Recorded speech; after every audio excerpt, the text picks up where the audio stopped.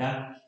오늘부터 저희가 이번 성서대학이라는 이름으로 성경에 대해서 깊이 공부하는 그런 시간을 가지려고 준비하였습니다.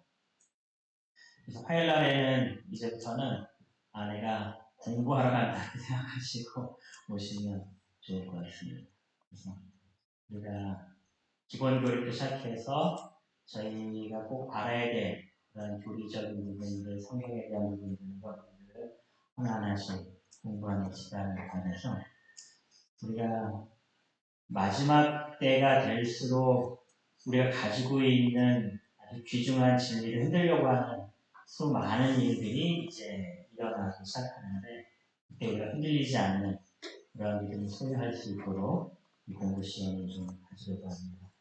예전에 비해서 정말 우리가 가장 귀하게 생각하고 있는 절대로 변경될 수 없고 흔들릴 수 없는 그런 교리들에 대해서 목회자들부터 공격하는 그런 일들이 있습니다.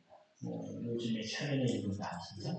그래서 그리고 이렇게 우리가 가장 진실되고 있는 그런 부분을 좀 더 정확하게 알고 있어야지 될 것 같다는 생각이 좀 많이 드는 시기인 것 같습니다.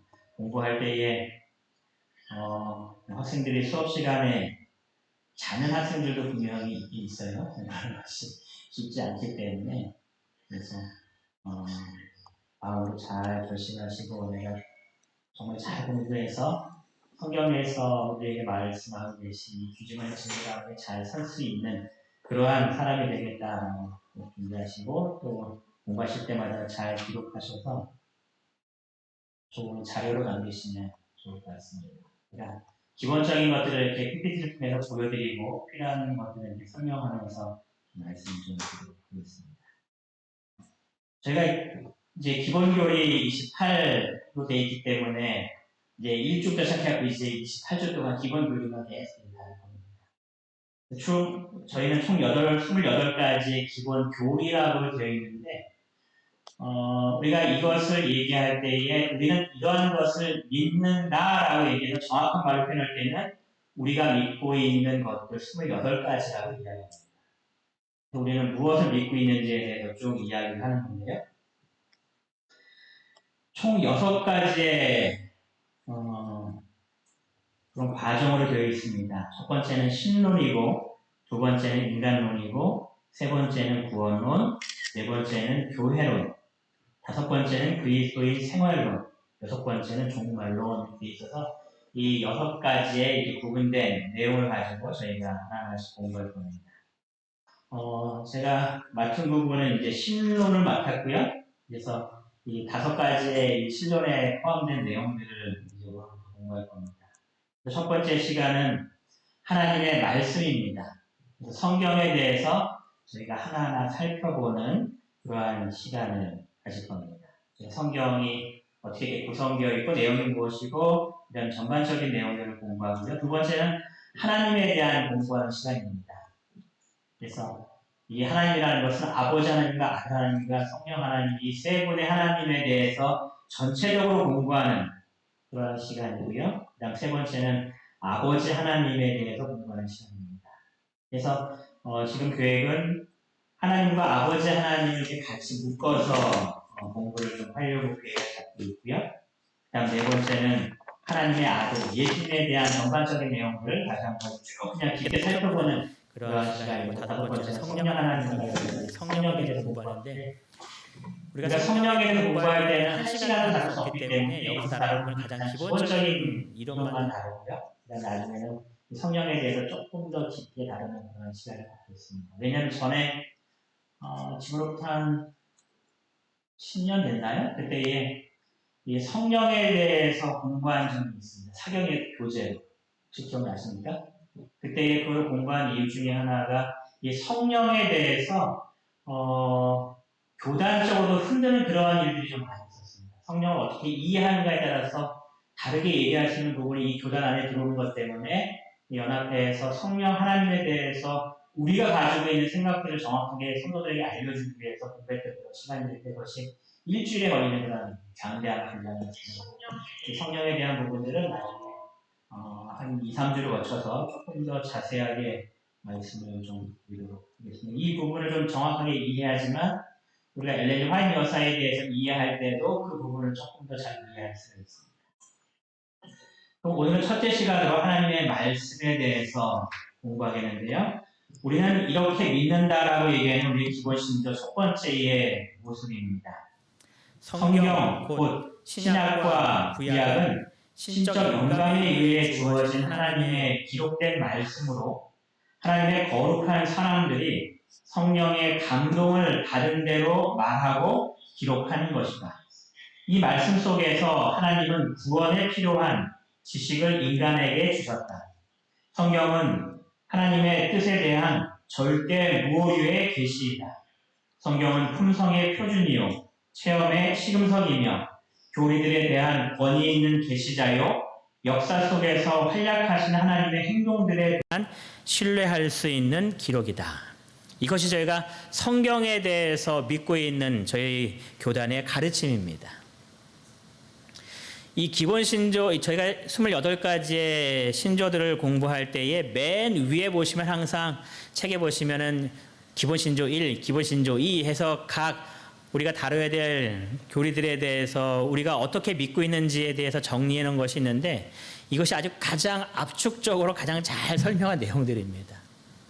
그래서 여러분들이 전체적으로 다 공부할 시간이 많이 없으실 때는 요 간략하게 기록한 이 내용만 정확하게 이해하셔도 우리가 알고 있는 그러한 교리에 대해서 정확하게 아실 수 있다라고 생각이 듭니다.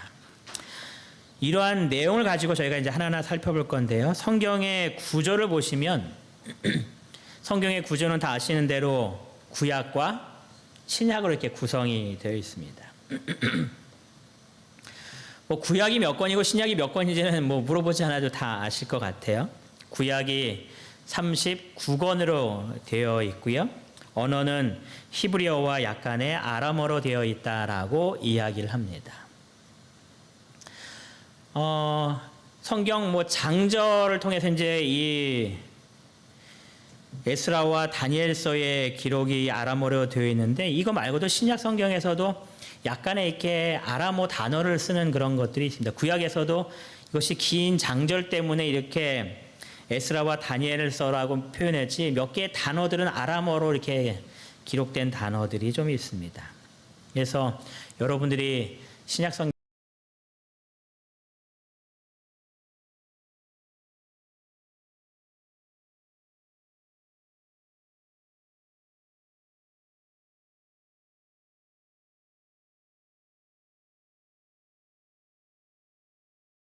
열리다 그런 뜻도 아람어였고요. 예수님께서 마지막 기도하실 때 엘리 라바 사박단이라는 이 표현도 역시 아람어입니다. 그래서 그 당시에 이 신약 시대의 이 사람들이 어떤 언어를 썼느냐라고 얘기할 때에 예전 전통적인 그러한 표현은 아람어를 사용했다라고 이야기합니다. 그래서 여러분들이 예전에 패션 오브 크라이스트라는 그 영화가 있었어요. 혹시 보신 분 있으신지 모르겠는데 그 영화를 만든 이 감독이 멜 깁슨이라는 이 영화 배우였는데 이 사람이 이 기독교 영화를 만들면서 철저하게 성경을 고증해서 성경대로 하겠다라고 해서 모든 배우에게 영어를 쓰지 않게 하고 아람어를 쓰게 했습니다. 그래서 그 영어의 모든 대사들은 다 이제 아람어로 나옵니다. 그것이 이제 그 당시에 사람들이 헬라어가 아닌 아람어를 사용했기 때문에 이렇게 표현했다라고 이야기를 하는데요. 그래서 아람어는 대중적인 언어였습니다. 그 구약 시대부터 시작해서 가장 강대국을 이야기할 때 사용했던 그 나라 중에 하나가 아시리아였습니다. 아수르. 거기에 언어가 이 아람어였다라고 이야기합니다. 신약은 총 27권으로 되어 있고요. 그리고 이것은 헬라어로 되어 있다라고 이야기했는데 이것은 기록된 것이 헬라어라고 표현하고요. 사용한 언어는 아마 아람어였을 것이다라고 일반적으로 이야기를 하고 있습니다. 이것이 우리가 알고 있는 성경의 가장 기본적인 구조입니다. 그러면 구약의 구조는 어떻게 되는가? 구약은 이 39권을 이렇게 5가지의 분류로 나눠놨습니다. 첫 번째 분류는 모세 오경으로 분류했습니다. 그 다음에 분류는 역사서로 분류해놨습니다. 이것이 창세기부터 그 말라기까지의 순서대로 배열을 했을 때에 구별된 순서입니다. 그리고 세 번째는 시가서로 구성이 되어 있습니다. 그리고 네 번째는 대선지서로 구성이 되어 있고 마지막 다섯 번째는 소선지서로 구성이 되어 있습니다. 그래서 이 모세오경, 역사서, 시가서, 대선지서, 소선지서에 해서 이렇게 창세기부터 말라기서까지 이렇게 쭉 이렇게 나열이 되어 있는 겁니다. 여러분 이것이 시대 순으로 기록한 것이 아님을 기억하셔야 됩니다. 이게 시대적으로 기록했다고 이해하실 때에 이것이 이렇게 왜 이렇게 잘 안 맞지라고 이렇게 막 나올 수 있거든요. 그것은 시대 순으로 기록되어 있지 않고 이러한 다섯 가지의 구조를 가지고 이 성경을 기록했기 때문에 이 성경이 이러한 구조로 되어 있다는 것을 이해하셔야 됩니다.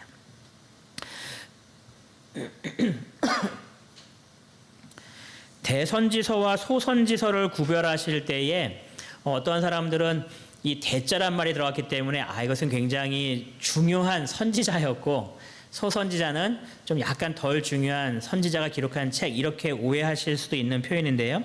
이것은 대선지서와 소선지서를 구분할 때에 이 선지자가 얼마나 하나님께 크게 쓰임을 받았느냐 적게 쓰임을 받았느냐 이 부분에 따라서 구별하는 것이 아니고 선지자가 계시를 받아서 이 기록했을 때에 이 선지서가 얼마나 기냐 짧으냐에 따라서 구별한 내용입니다.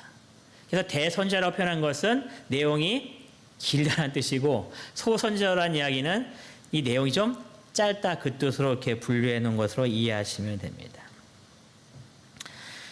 신약의 구조도 똑같이 이 다섯 가지의 분류로 구성이 되어 있는데요. 첫 번째는 사복음서로 되어 있습니다. 그래서 이 네 가지의 예수님에 대한 복음서가 기록이 되어 있고 그 다음에 두 번째 나오는 부분은 이 역사서입니다. 구약 성경도 모세 오경 다음에 등장한 것이 역사서였듯이 이 신약 성경의 이 구조도 두 번째 나오는 게 이 역사서였습니다. 사도행전이 이 다섯 번째에 등장하고요. 그 다음에 나오는 것이 이제 바울 서신입니다. 서신이라는 것은 여러분들이 아시는 대로 편지입니다. 바울이 보낸 편지다 그런 뜻입니다. 바울이 14권이라는 그런 편지서를 썼어요. 꽤 많은 분량의 신약 성경의 많은 부분을 이 사도 바울이 기록을 합니다. 또 이 바울이 쓴 편지서만 있는 것이 아니라 베드로라든가 요한이라든가 쓴 편지서가 또 있습니다. 그래서 이것을 공동서신 또는 일반서신이라 부릅니다. 그래서 워낙 사도 바울이 많은 양을 썼기 때문에 바울 서신하고 나머지 부분은 분류할 수 없기 때문에 다 뭉뚱그려서 공동서신 또는 일반서신 이렇게 부르는 겁니다. 그 다음에 마지막 다섯 번째는 예언서인 요한계시록 이렇게 구분을 합니다. 구약 성경도 물론 다니엘이 계시에 대한 글이긴 하지만 이것을 대선지서의 한 부분으로서 일반적으로 넣고 신약 성경의 요한계시록 이 부분을 이렇게 하나의 예언서다라고 이렇게 하는 것이 일반적인 이 성경을 구조할 때 나누는 그런 분류의 모습입니다. 이렇게 성경이 기록이 되어 있는데 이 성경을 우리가 이렇게 갖고 있을 때에 66권을 갖고 있어요.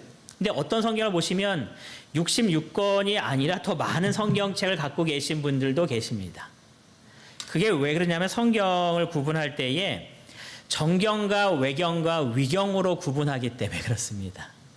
여러분들이 갖고 있는 이 66권의 성경은 정경입니다. 그래서 이 66권의 성경책에 대해서는 어느 누구도 시비를 걸지 않는 그러한 책입니다. 하나님께서 우리에게 계시로 준 하나님의 말씀임이 분명함에 대해서 이야기하는 그 성경책을 이렇게 정경이라고 표현하는데요.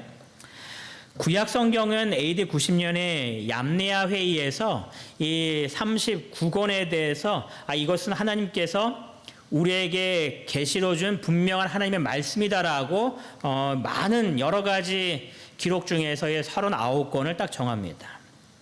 그리고 AD 397년에는 타르타고 회의에서 나머지 신약의 27권을 정경으로 포함시키는 일을 이렇게 하게 됩니다. 그래서 이 66권 이외의 것은 정경으로 포함시키지 않았는데 시간이 지난 다음에 이 천주교가 다른 부분을 성경의 하나의 모습으로 포함시켰는데 그것이 외경이라는 그 정경입니다. 그 기록한 내용입니다. 근데 왜 이 외경을 정경에 포함시키지 않았는가에 대해서 학자들이 쭉 구분을 할 때에 가장 큰 이유 중에 하나는 저자가 분명하지 않기 때문에 그렇습니다. 이 66권은 저자를 분명하게 딱 제시합니다. 그래서 저자가 누군지 명확하게 알 수가 있는데 외경은 이 저자가 분명하게 딱 나와 있지 않기 때문에 이 글을 기록한 사람이 누구인지를 잘 모르는 그런 내용입니다. 그리고 이 내용을 봤을 때에 성경과 일치하지 않는 그런 내용들이 이렇게 등장해요. 근데 왜 천주교는 왜 이것을 외경을 정경으로 받아들였는가? 외경에는 어떠한 내용이 나와 있냐면 죽은 자를 위한 기도가 이 외경에 기록이 됩니다. 여러분, 우리가 죽은 자를 위해서 기도하나요? 기도하지 않나요? 기도하지 않습니다. 왜냐하면 죽은 자는 이 땅에 묻혀서 그냥 잠자고 있는 상태라고 저희가 하고 있기 때문에 그 부분에서 이야기하지 않고 있는데 이 외경에서는 그 부분을 다루고 있는 겁니다. 그리고 이 연옥에 대한 부분들을 또 다루고 있어요. 그래서 이 천주교에서는 이 외경까지 정경으로 포함하는 그러한 거를 가지고 있지만 다른 모든 기독교에서는 이 외경을 정경으로 다루지는 않습니다. 그런데 이 외경의 특징이 뭐가 있냐면 말라기서부터 마태복음까지의 이 긴 시간이 얼마 동안에 떨어져 있냐면 392년의 긴 시간이 떨어져 있습니다. 근데 이 사이 기간 동안 기록된 내용이 하나도 없는 겁니다. 도대체 어떠한 일들이 일어났는지. 그런데 외경이 이 부분을 다루고 있어요. 그래서 이 외경이라는 것이 성경으로 인정할 수는 없지만 이 역사적인 부분과 어떠한 이스라엘 백성들이 그동안 삶의 어떠한 그런 부분들을 잘 묘사하고 있기 때문에 그냥 그 시간 동안에 어떤 배경이라든가 어떤 일이 있었는지를 그냥 이해하기 위한 책 정도로만 저희가 받아들입니다. 그러니까 저희들도 공부할 때에 필요하면 외경은 그런 하나의 문화적인 이해를 얻기 위한 부분에서 이렇게 읽긴 하지만 그것이 하나님의 말씀으로 우리가 받아들이지는 않습니다. 그래서 여러분들이 뭐 필요하면 읽으시겠지만 뭐 필요하지 않는 경우에 굳이 외경을 읽으실 필요성은 없는 책들입니다. 그다음에 이제 위경이 있습니다. 그러니까는 이 성경을 필사하는 과정 속에서 여러 가지의 이게 성경들이 등장했는데 이 위경은 어떻게 분류됐냐면 이것은 허위 문서라는 그런 뜻으로 이렇게 기록이 되어 있습니다. 그래서 이 내용은 성경과 전혀 일치하지 않을 뿐만 아니라 허무맹랑한 그런 이야기들, 그런 많은 것들이 이렇게 마치 성경과 같은 모습을 취하고는 있지만 절대로 성경이 아닌 그러한 것으로서 아예 이것은 받아들일 수 없는 책에서 위경으로 분류를 합니다. 그래서 일반적으로 여러분들이 서점에서 성경을 구입하시면 이 정경을 구입하시는 겁니다. 외경을 포함시키기 원하시면은 카톨릭에서 나온 성경책을 사시거나 아니면 거기에 관련된 그런 부분만 따로 사시는 겁니다. 그래서 정경과 외경과 위경이 이러한 배경을 갖고 있다는 것을 아시면 될 것 같습니다. 그러면 성경은 어떠한 내용을 가지고 있는가? 기본교리에 있는 내용을 좀 잠깐 거기다 넣어놨는데요. 기본교리의 성경의 내용에 대해서 이렇게 기록을 하고 있습니다. 성경은 하나님을 계시하고 인간의 진상을 적나라하게 드러낸다. 성경은 우리의 공경을 폭로하고 그분의 해결책을 제시한다. 성경은 우리가 타락한 자여 하나님과 사이가 틀어진 자임을 인식해야 하며 예수님은 우리를 찾아 하나님께 데려가는 분이심을 깨닫게 한다. 그래서 우리의 모습이 어떠한 모습인지를 명확하게 드러냄으로써 우리가 하나님이 절대적으로 필요한 존재임을 깨닫게 하는 그런 내용이 이 성경에 들어있다라는 그러한 이야기를 하는 부분입니다. 그래서 기본교리의 내용을 쭉 읽어보시면은 예수 그리스도는 성경의 초점이시다라고 표현합니다. 이 성경의 가장 중심이 예수님으로 이렇게 이루어져 있다라고 표현하는 건데요. 이것은 예수님께서도 똑같이 말씀하신 내용입니다. 예수님께서 요한복음 5장 39절에 말씀하시기를 너희가 성경에서 영생을 얻는 줄 생각하고 성경을 연구하거니와 이 성경은 곧 어떠한 거라고요? 내게 대하여 증언하는 것이다. 여러분 이때에 이 성경이라고 얘기했을 때 이것은 구약 성경일까요? 신약 성경일까요? 전부 다일까요? 구약 성경만 이야기하죠. 그렇죠? 왜냐하면 신약 성경 아직 기록되지 않았기 때문에 그래서 이 구약 성경에 기록된 모든 것들이 다 나에 대하여서 증언하고 있다라고 예수님께서 말씀하십니다. 그래서 구약 성경을 이렇게 어떠한 내용을 가지고 있느냐라고 간추릴 때 딱 한 문장을 표현한다면은 오실 예수님에 대한 이야기입니다라고 묘사할 수 있습니다. 앞으로 예수님께서 오실 겁니다 하는 이야기들이 구약 성경에 여러 모습으로 이렇게 나와 있다라고 이야기하는 겁니다. 그럼 신약은 뭐라고 표현하면 좋을까요? 그렇죠. 오신 예수님에 대한 내용들입니다. 예수님께서 이 땅에 오셔서 어떠한 삶을 사셨는지에 대한 많은 내용들이 거기 포함되어 있죠. 근데 또 하나를 더 추가할 수 있습니다. 뭘 더 추가할 수 있을까요? 신약성의 내용에는 재림을 다시 표현하면은 다시 오실 예수님에 대한 기록이다라고 이해하시면 됩니다. 그래서 구약과 신약은 예수님이 가장 중심을 이루고 있어서 구약에는 오실 예수님과 신약에는 오신 예수님 그리고 다시 오실 예수님에 대한 기록을 하고 있다라고 저희가 이야기하는 겁니다. 여러분 이게 예수님에 대해서 이렇게 자세하게 표현할 이유가 어떤 이유가 있기 때문에 그러셨을까요? 예수님께서 탄생하실 때에 예수라는 이름을 갖고 있는 분이 예수님 딱 한 분이었을까요? 내가 예수다라고 얘기하는 사람이 꽤 많이 등장합니다. 2000년도 초반에 독일에서 전 세계적으로 몇 명의 예수가 있는지를 이렇게 다 찾아본 기록이 있어요. 그때의 그 기록에 의하면 전 세계에 1,500명의 예수가 있다라고 이렇게 기록하고 있습니다. 여러분 우리나라에도 내가 하나님이다라고 얘기하는 사람이 있을까요? 없을까요? 내가 재림 예수다, 내가 예수다라고 표현하는 사람도 상당히 많습니다. 기독교가 들어온 이후에 우리나라에 지금까지 나는 하나님이야 라고 말한 사람이 몇 명인가를 쭉 조사해 봤더니 2010년의 데이터에 의하면 약 50명이, 약 20명이 내가 하나님이다 이렇게 대답했다, 이렇게 이야기한다라고 이렇게 조사가 됐습니다. 그리고 내가 예수다, 내가 재림한 예수다라고 말한 사람은 50명 정도 있다라고 이렇게 기록이 나왔어요.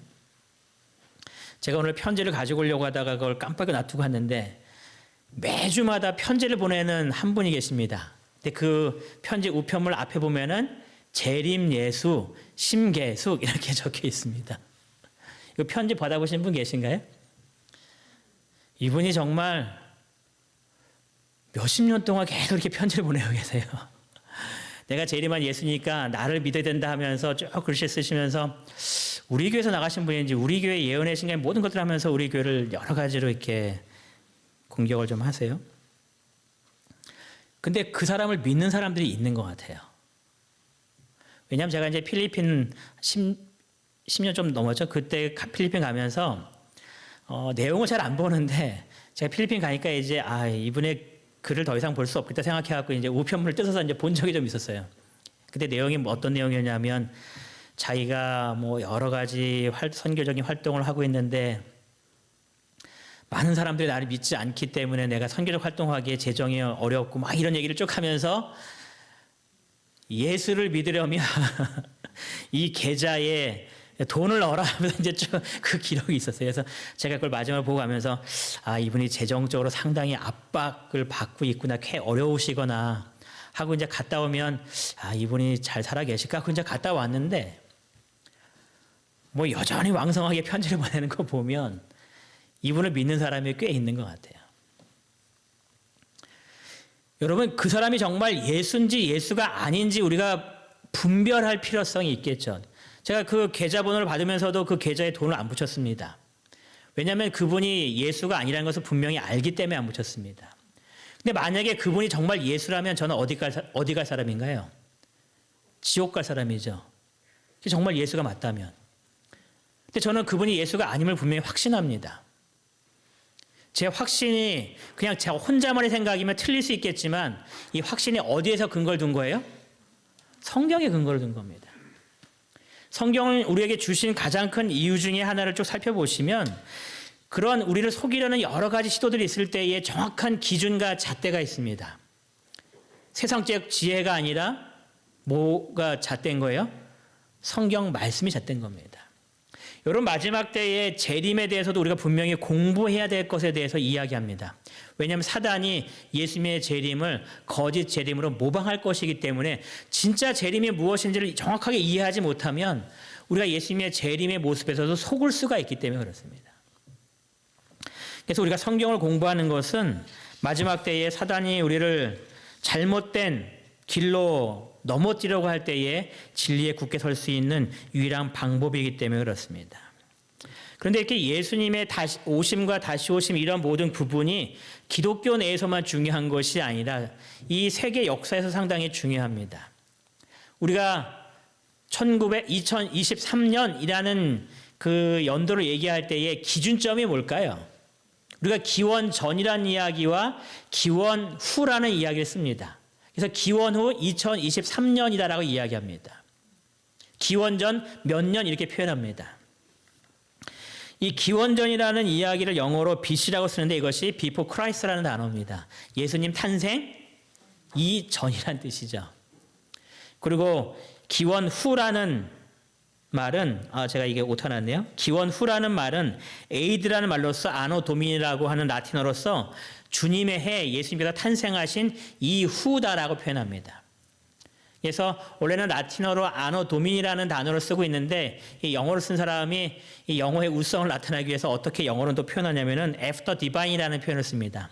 디바인이 이렇게 신성 이런 뜻이기 때문에 예수님께서 탄생하신 이후다라는 말로 영어로도 표현하긴 하는데 원래 언어는 라틴어로 아노 도미니라는 뜻입니다. 그래서 세상에서도 이 시대를 구분할 때에 예수님 탄생이 기준입니다.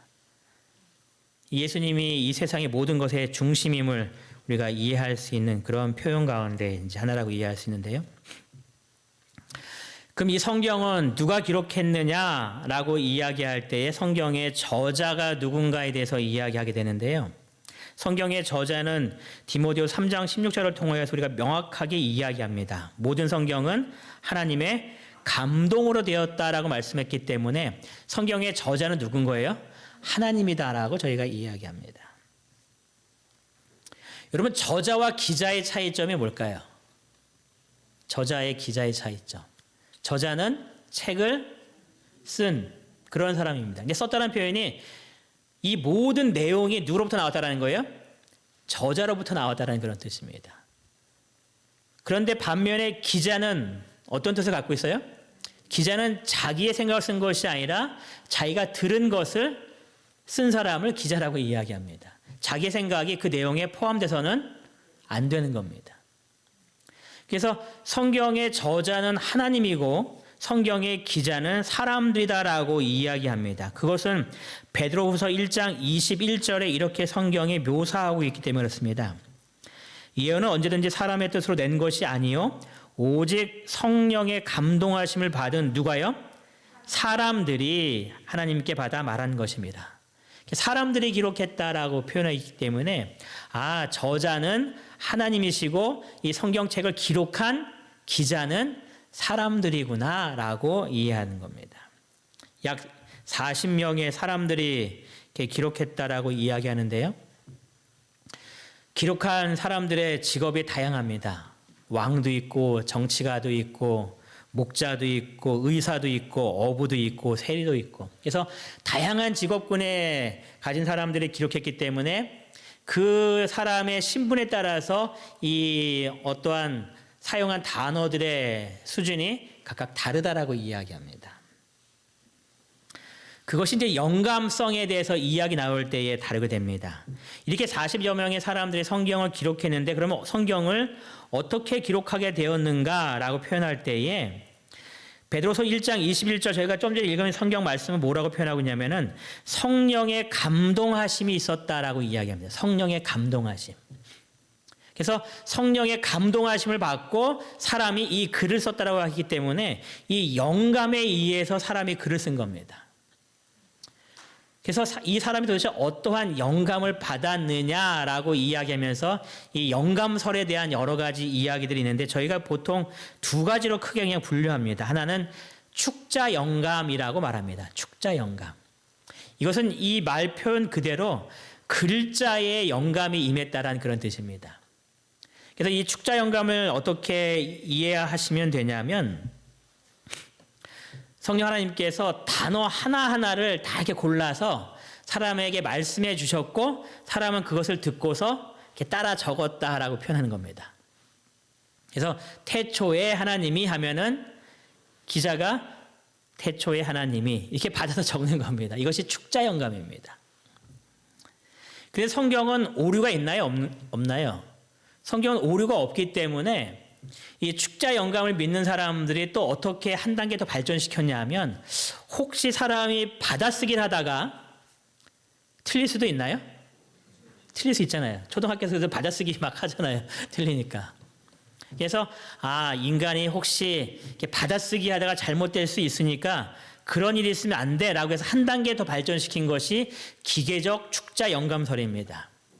이 기계적 축자 영감은 무슨 말이냐면 하나님이 이렇게 말씀을 불러주셨을 뿐만 아니라 성령 하나님께서 딱 팔을 잡고서 그대로 쓰도록 이렇게 팔을 다 이렇게 움직였다는 뜻입니다. 그것이 기계적 축자 영감입니다.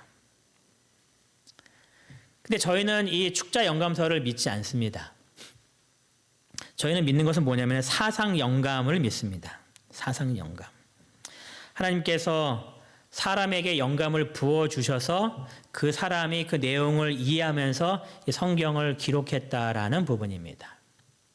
그래서 좀 전에 말씀드린 대로 왕, 이런 정치가, 의사, 이런 사람들이 글을 쓸 때에는 뭔가 문장 표현할 때 쓰는 단어라든가 문법적 구조가 정확하게 좀 들어맞겠죠.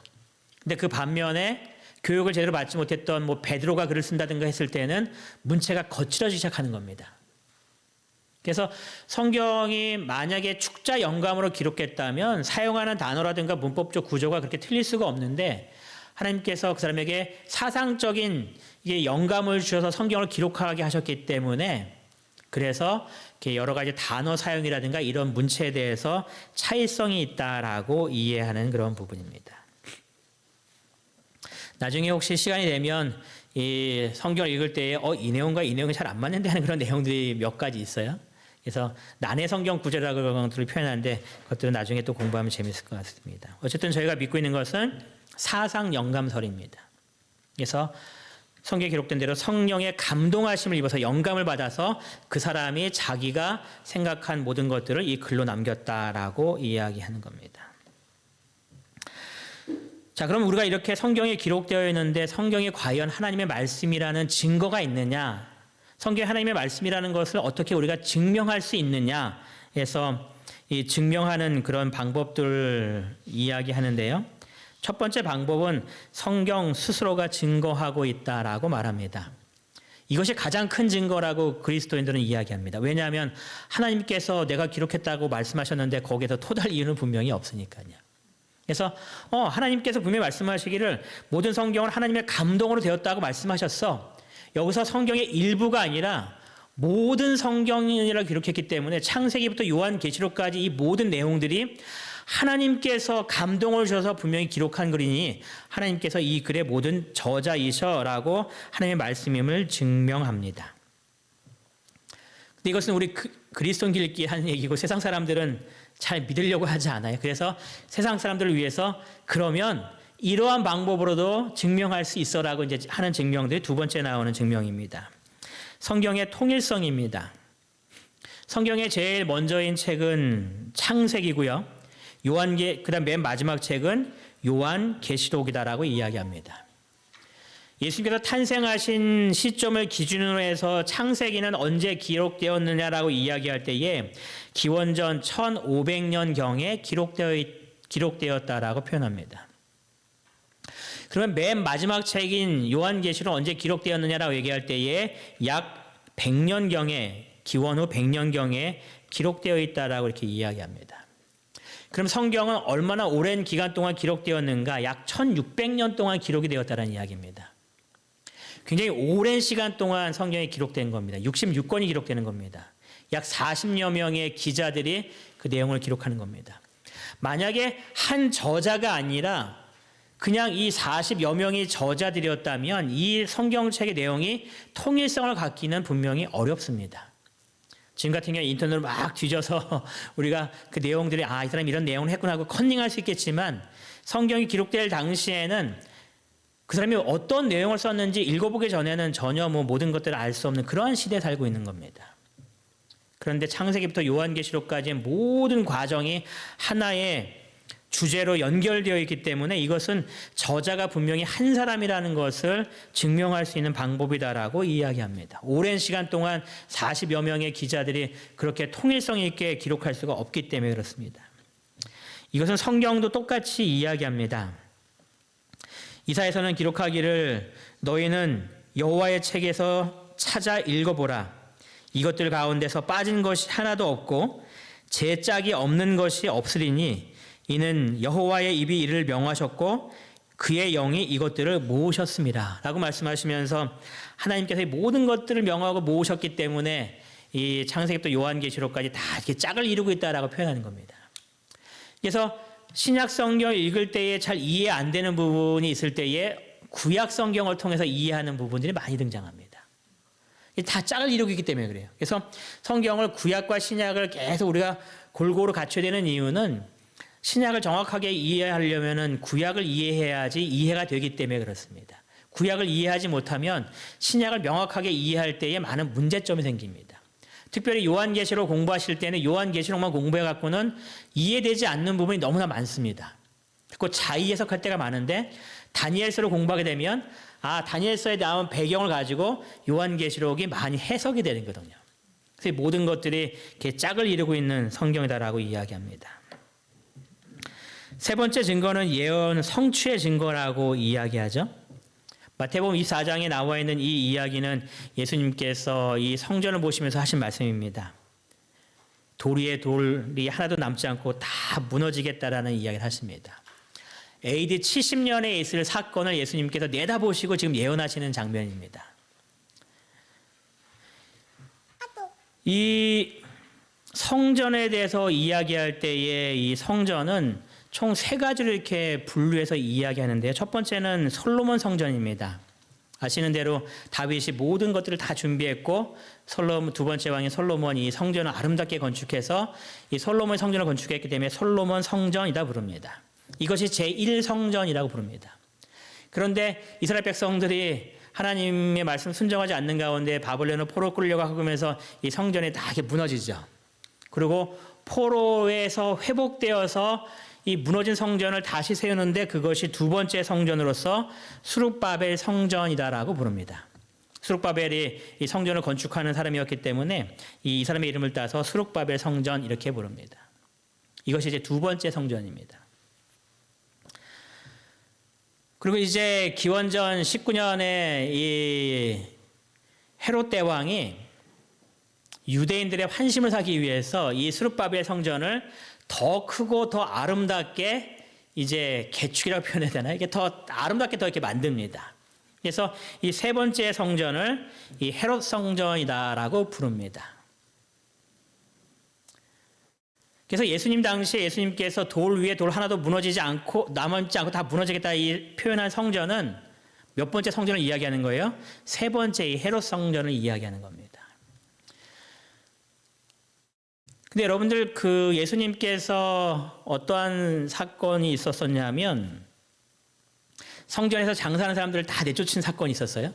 초기에 한 번 있고 마지막 때에 이렇게 두 번 있습니다. 근데 초기에 그런 일 했을 때에 이 유대인들이 화가 나서 예수님한테 뭐라고 말합니다. 당신이 무슨 권한을 가지고 이러한 일을 행하냐라고 막 화를 냅니다. 그때 예수님께서 뭐라고 대답하셨냐면 너희가 이 성전을 허물어라. 그럼 내가 며칠 동안 짓겠다고요? 내가 3일 동안 이 성전을 짓겠다라고 이야기합니다. 그때에 유대인들이 뭐라고 얘기했냐면 이 성전이 46년 동안 지었건을 이렇게 표현하고 있어요. 그것이 왜냐하면 BC 19년부터 기원전 19년 전부터 계속 성전을 지금까지 건축해오고 있는 겁니다. 46년 동안 건축하고 있는데 언제 완공이 되었냐면 AD 63년에 완공이 됩니다. 그러니까 지금도 계속 건축이 되고 있는 상황 속에서 지금까지 46년이 흘렀어라고 표현한 이런 부분입니다. 그래서 63년에 이 성전이 다 이렇게 완공이 되었는데 예수님께서는 이 성전에 있는 모습을 보면서 돌 위에 돌 하나도 남기지 않고 다 무너지겠다라는 이 예언을 하시는데 그것이 언제 이루어졌는가? 역사적 고증에 의해서 AD 70년 9월 7일 날 이러한 일이 이루어졌다라고 기록을 합니다. 로마의 타이터스 장군이 들어와서 이 성전이 다 무너집니다. 그리고 한쪽 벽만 남아요. 서쪽에 있는 이 한 벽만 남기는데 이것이 지금의 통곡의 벽입니다. 이거 외에는 다 무너졌습니다. 그래서 예수님께서 AD 30년에 이게 31년 이때 말씀하신 이 예언이 바로 이 AD 70년에 있는 사건에서 말씀하셨고 그것이 정확하게 예언대로 이루어졌음을 이 성경의 역사를 통해서 우리가 하나하나 보게 됩니다. 그래서 성경이 하나님의 말씀의 증거 중에 하나인 이 예언의 성취가 명확하게 하나하나 다 이루어지고 있기 때문에 우리가 성경이 인간이 쓴 글이 아니라 하나님의 계시에서 쓴 글이다라고 이야기하는 겁니다. 여러분 그거 혹시 기억하시는지 모르겠어요. 2002년 월드컵 맞고 할 때에 전 세계적으로 인기 있는 문어가 있었습니다. 혹시 기억하십니까? 예. 이 문어에게 공을 이렇게 딱 넣어주면 얘가 이렇게 쫙 감아갖고 공 하나를 딱 잡는데 그것이 우승 후보. 그래서 야 얘가 예언하는 문어다 했고 굉장히 유명했던 문어가 있죠. 근데 걔가 이렇게 그 다음에 할 때에 그거를 잡았는데 이게 틀린 번을 잡았어요. 그래서 쟤 이제 틀렸다 이겠죠. 노스트라다무스도 굉장히 그런 면에서 굉장히 많은 사람들의 마음속에 두려움을 줬었어요. 세상의 종말이 언제인가에 대해서. 왜냐하면 그 사람이 말했던 것이 지금까지 다 이루어졌기 때문에 마지막 예언도 이루어질 것이다라고 사람들이 많이 믿었죠. 그런데 결국은 이루어지지 않았기 때문에 그 노스트라다무스의 예언도 이것도 뭐 사실이 아니야라고 다 인정하죠. 근데 성경은 우리에게 지금까지 한 예언의 모든 것들이 다 이루어진 겁니다. 그래서 이것이 신에 의한 계시의 그림을 조금도 우리가 부정할 수 없다는 이야기입니다. 또 네 번째는 과학적 사실로 이야기합니다. 물론 과학으로 성경을 증명했기 때문에 믿는다는 그런 개념은 아닙니다. 왜냐하면 과학은 성경을 앞서지 못하기 때문에 과학으로 성경을 증명하지 못하는 많은 일들이 더 많습니다. 그런데 과학이 발달하면 발달할수록 성경이 맞다라는 것을 이해하기 시작하는 거죠. 그래서 과학으로 성경을 증명했기 때문에 성경이 하나님의 말씀이라고 얘기하는 것이 아니라 과학으로 증명하지 않았을지라도 하나님의 말씀이 분명한데 과학이 발달하면 발달할수록 이 성경에 있는 모든 내용들이 얼마나 정확한지에 대해서 우리가 더 이해할 수 있게 되었어라는 것들을 이제 비교해서 보여주는 겁니다. 욥기서에 이러한 말씀이 기록됩니다. 그는 북편 하늘을 허공에 펴시며 땅을 공간에 다시며 이런 이야기들을 이렇게 욥기서에 기록이 되어 있거든요. 허공에 다셨다라고 이야기합니다. 공중에 이렇게 지구를 띄었다라고 이야기하는데 이것은 옛날 사람들의 상식적인 면에 과학적인 면에서 도무지 이해가 안 되는 표현이었습니다. 고대 인도인의 우주관이 이렇다라고 이야기해요. 뱀이 이렇게 딱 꽈리를 들고 있고 그 위에 거북이가 있고 이렇게 지구가 있고 뭐 코끼리가 있고 그 위에 이제 별들이 있고 하면서 이것이 이제 지구의 모습이다라고 얘기하면서 지구는 공중에 떠 있는 것이 아니라 판판한 무언가 기준을 이루고 있고 그 위에 이렇게 차곡차곡 이렇게 쌓여 있는 거야라고 생각한 것이 인도인의 우주관이라고 표현해요. 이집트인의 우주관은 이렇다라고 얘기합니다. 이렇게 신이 이렇게 쫙 깔려 있고 또 위에 덮고 있고 하면서 이렇게 이 지구가 그 가운데 있다라고 표현하면서 지구가 어디에 붕 떠 있다는 그 자체를 이해하지 못하는 우주관들을 갖고 있었습니다. 그런데 욥기서는 기원전 1500년 이미 뭐라고 말씀하시냐면 허공에 떠 있다라고 표현을 하는 겁니다. 전혀 이해하지 못했지만 시간이 지나면서 과학이 발달하니까 우주에 나가보니까 정말 지구가 뭐 한 거예요? 공중에 떠 있는 걸 이해한 거죠.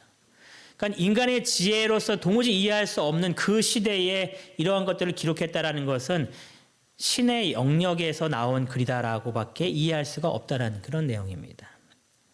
또 레위기 17장 11절에 보면 육체의 생명은 피에 있다라고 얘기했는데 이것도 과학이 전혀 이해하지를 못한 부분이었습니다. 도대체 피가 뭐가 있길래 피가 생명이야? 그냥 빨간 물이지? 이렇게만 생각했던 것이 과학이 발달하면서 왜 피가 생명인지를 이해하게 됩니다. 이 피가 물질을 운반하고 면역을 기능하고 체온을 조절하는 이 많은 것들을 통하여서 이 피의 흐름을 통하여서 모든 생명과 모든 것들이 다 이렇게 연결되고 있음을 사람들이 이해하는 그런 것들이 이제 하나하나 발견하게 되죠. 그래서 성경에 하나님께서 기록했기 때문에 우리 신체에 대한 모든 것들도 다 이렇게 자세하게 묘사할 수 있었다라고 표현합니다. 잠언 17장 22절에 보면 마음의 즐거움은 양약이라도 심령의 근심은 뼈를 마르게 한다라고 이야기한 부분이 있는데 이것도 사람들이 이해하지 못하는 그런 부분이었습니다. 그런데 과학이 발달해 보니까 마음의 즐거움이 왜 양약인지를 이해했죠. 그래서 사람이 웃으면 뭐가 나온다고 그래요? 엔돌핀 막 나온다고 얘기하잖아요. 그러면서 사람이 행복하고 막 그럴 때에 우리의 면역 기관이 훨씬 더 좋아지는 그런 것들을 이해하면서 즐거운 것이 우리에게 좋은 약이구나라는 것들을 지금 말하죠. 심령의 근심은 뼈를 마르게 한다 이 표현도 잘 이해를 못했습니다. 근심이 뼈를 마르게 하는 게 도대체 무슨 의미가 있는가? 그런데 나중에 알고 보니까 피가 어디서 생성이 돼요? 뼈에서 만들어지거든요. 골수에서. 그러니까 뼈가 이렇게 마르면 사람들이 피가 잘 생성이 안 되기 때문에 건강할 수 없다는 그런 표현이 바로 심령의 근심은 뼈를 마르게 한다라는 그런 표현이었던 겁니다. 그러니까 발달하면 발달할수록 성경 말씀이 왜 이렇게 기록됐는지에 대해서 명확하게 이해하게 되는 거죠. 욥기서에 보면은 이 물의 흐름에 대해서 이렇게 쭉 설명하는데요. 물방울을 가늘게 하시며 빗방울이 증발하여 안개가 되게 하시면서 이렇게 물이 증발해서 수증기로 올라왔을 때에 또 구름이 형성되고 또 나중에 구름이 이렇게 많이 모였을 때에 무게에 의해서 다시 빗방울로 땅에 떨어지고 하는 물의 순환이 어떻게 되는지를 이 욥기서가 기록하고 있는 겁니다. 근데 이제 과학이 발달하면서 물의 순환에 대한 이해였구나라는 것들을 이제 사람들이 하나하나 이해하게 되죠. 그것이 16세기에 들어와서 이해되었다라고 이야기합니다.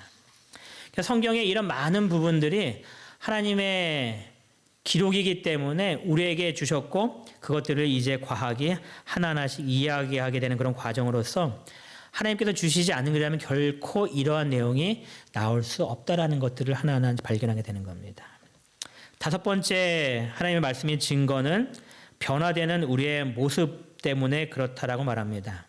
히브리서에 말하기를 하나님의 말씀은 살아있고 활력이 있어라고 이야기합니다. 우리가 읽고 있는 이 말씀이 그냥 하나의 똑같은 책이 아니라는 이야기입니다. 살아계신 하나님의 말씀이라는 겁니다. 그래서 우리가 이 말씀을 받아들이면 하나님의 영이 우리 안에 들어와서 우리 자신을 변화시키는 성령의 역사가 일어난다라고 성경이 기록합니다. 그래서 우리가 마음을 활짝 열고 내 자신을 주님께 온전히 맡기고 이 말씀대로 따라 순종하기 위해서 주님께 내 모든 것들을 바칠 때에 성령 하나님께서 내 안에 오셔서 나를 바꿔주시는 일들을 이제 시작하시게 되는 겁니다. 근데 우리가 그것을 하지 않고 그냥 좀 읽기만 했을 때에 하나님의 영이 우리의 마음에 안에 들어올 수 없기 때문에 우리를 변화시키지 못하는 그런 현상이 일어나는 겁니다.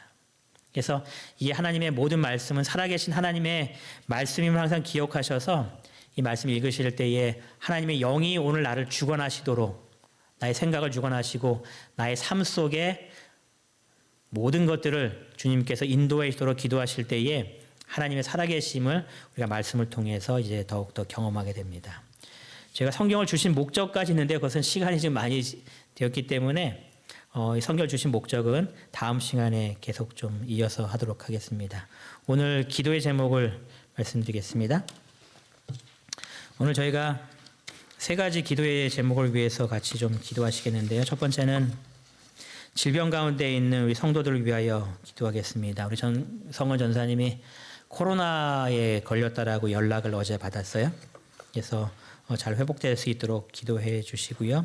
그리고 아까 시작할 때에 우리 정금숙 집사님께서 기도하신 것대로 우리 장로님께서 지금 수술을 받을 수 없는 그런 몸 상태가 되어서 계속 지금 연기가 되어 있는데 염증이 계속 많이 발생하고 지금 폐렴까지 지금 오셔서 그것이 먼저 치료되지 않으면 전혀 할 수가 없는 그런 좀 안타까운 상황이 좀 발생이 되었습니다. 그래서 우리 장로님의 건강을 위해서 특별히 기도를 좀 해주시기 바랍니다. 우리 김은희 선생님이 굉장히 마음속에 힘든 경험을 지금 하고 계시는데 수술하기 전 입원하기 전날 이제 만나서 기도하고 가셨을 때만 해도 굉장히 말씀도 잘하시고 이렇게 건강하신 모습이었는데 이 병원에만 가면 이렇게 힘들어지나 봐요. 그래서 지금 상태가 좀 안 좋은 상태이신 것 같습니다. 그래서 잘 회복되어서 잘 수술받고 건강하게 태어나실 수 있도록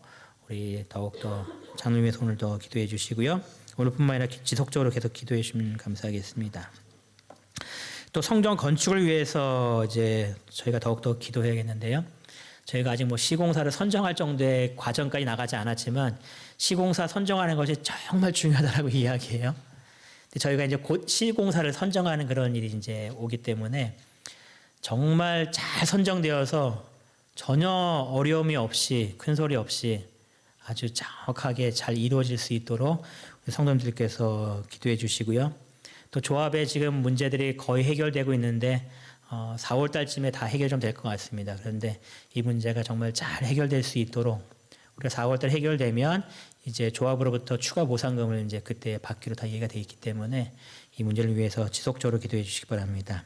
그리고 세 번째로 안교 임원을 위해서 우리 기도해 주시기 바랍니다. 올 한 해에 수고하고 있는 우리 안교 임원들, 교장 김혜경 집사님, 부교장 박미나, 이지연, 이선희 집사님, 또 서기로 봉사하시는 우리 김현주 집사님 분들이 정말 수고를 많이 하고 계시는데 하나님께서 이들에게 지혜 주시고 건강 주시고 삶의 모든 것들을 채워주셔서 안교의 역할들을 잘 해서 우리 모든 반생들에게 큰 기쁨을 주고 좋은 순서들을 준비할 수 있도록 기도해 주시면 감사하겠습니다. 음악이 마칠 때까지 개인적으로 기도하시겠습니다.